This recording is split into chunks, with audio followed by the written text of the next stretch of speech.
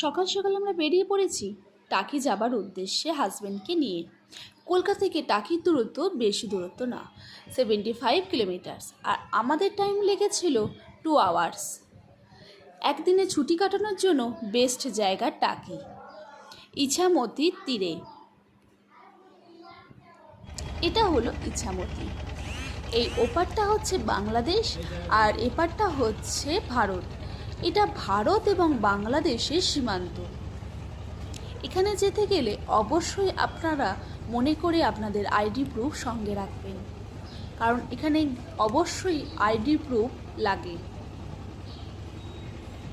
এটা হচ্ছে মিনি সুন্দরবন বা গোলপাতার জঙ্গল। এখানে ঢুকতে গেলে আপনাদের আইডি প্রুফ লাগবে।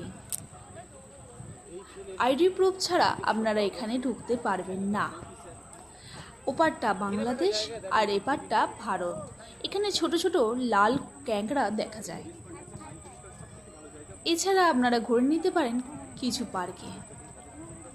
এখানে অনেক পর্যটক আসে পিকনিক করার জন্যে বা ঘোরার জন্য। বেস্ট জায়গা একদিনের জন্য।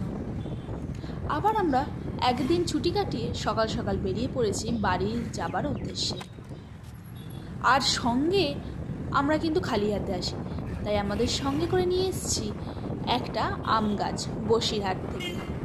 শুনেছি বসিরহাটের আম গাছ নাকি বা খুব ভালো, তাই আমরা সঙ্গে করে নিয়ে এসেছি একটা।